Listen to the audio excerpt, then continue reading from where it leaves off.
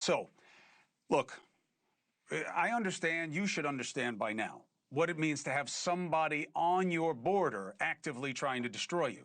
But that's not the case for us back here. Not with Iran, not with Lebanon, not with any of these places. So how do you maintain the political will? And is that why the president went out alone? Let's bring in John Bolton because nobody understands the scenario and the situation, and also the mentality of the Trump administration, as well as former National Security Advisor and Ambassador John Bolton. John, thank you very much for joining us. Look, you're not surprised by anything you heard Danny saying, and you're not surprised by the IDF guys saying to me, this is going to be a big lift. This is going to be the biggest lift we've had in the modern era, but it's time. Now, they kept making it sound to me, John, that America has given them a green light to go into Lebanon and deal with Hezbollah once and for all, and to be in Iran and deal the way they can as effectively. Do you believe that there is an understanding that this is their opportunity? Well, I think so, although we've given them the green light before in 2006. When Israel invaded Lebanon, one of several times to go after Hezbollah, but ultimately they weren't successful. They didn't really put everything into it. I think the lesson Israel learned beginning on October the 23rd in 2023 is that they've lived with these terrorists long enough. Hamas in the Gaza Strip, Hezbollah in Lebanon, the Houthis in Yemen, all of it coming from, all that support coming from Iran. And you can live with something like that for a while, but ultimately there's only one solution. You have to end it. You can't deal with it. You have to end it. And that's what they want to do. That's what we should be focused on in Iran. All right, so now we take it from the American perspective. If we were having this conversation in Tel Aviv, it would go very well, John, but not in Ohio. I get it. The regime is bad. I don't want to see blood and treasure. I don't want a long campaign. I'm worried about gas and groceries. Lebanon, you want me to now deal with a two-front war? No wonder the allies aren't returning our phone calls right now. How fraught is this situation for the American president with everything going on at home and everything he campaigned on? Now maybe a two-front war. Well, I think it's a lot of self-inflicted mistakes, and I speak as someone who applauds the goal of overthrowing the regime in Tehran. I want this war to succeed in what I think was at least its original objective.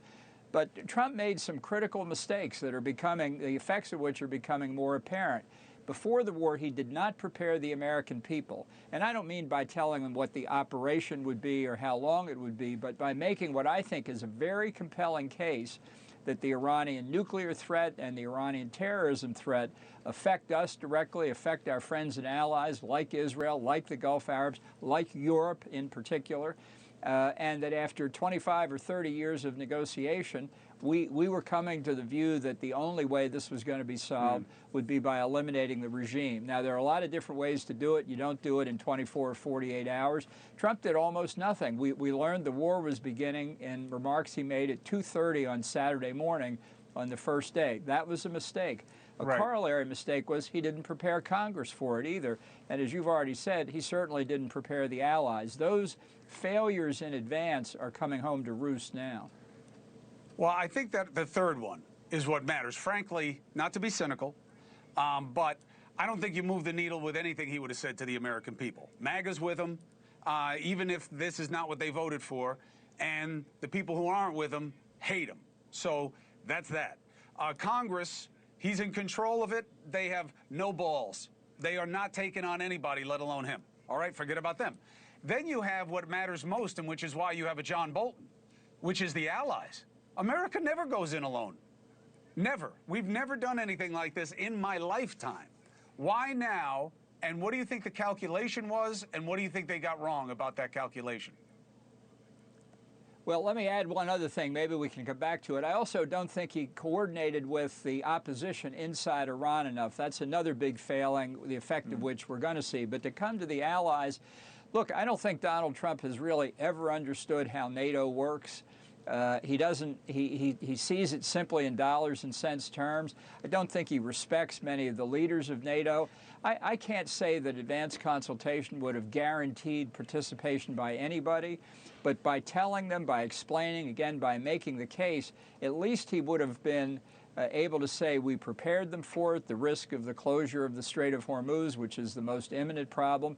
We didn't do that with the NATO allies. We didn't do it with the Gulf Arab states, for goodness sakes, at least not apparently.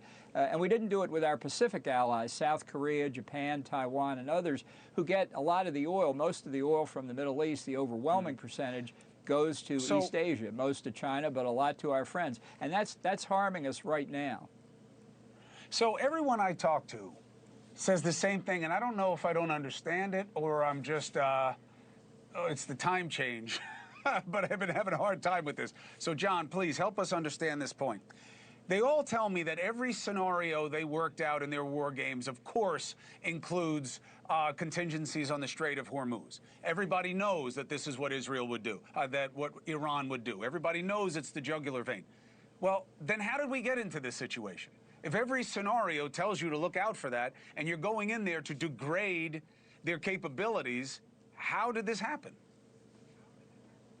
Well, I think Trump has known this for a long time. When I would try and make the case for regime change in the first term, things like closing the Strait of Hormuz were always discussed. And his policy in the first term was he was opposed to regime change. This time, if you listen to comments by Trump, by the Secretary of Energy and others, they were saying this is not going to be a problem, brief blip in the price of oil, we'll get over it, no big deal. Well, we haven't gotten over it, and we don't have the Strait of Hormuz open yet. Why weren't there military operations earlier? I can't answer that question. I do think there's one big difference between today and 2018 and 19, and that's the drone technology that allows Iran to do many things, but including using drones to drop mines into the Strait of Hormuz. And I don't think we've yet neutralized the incredible stockpile of drones that Iran has, and that is a big part of the problem. John, thank you very much. I appreciate you.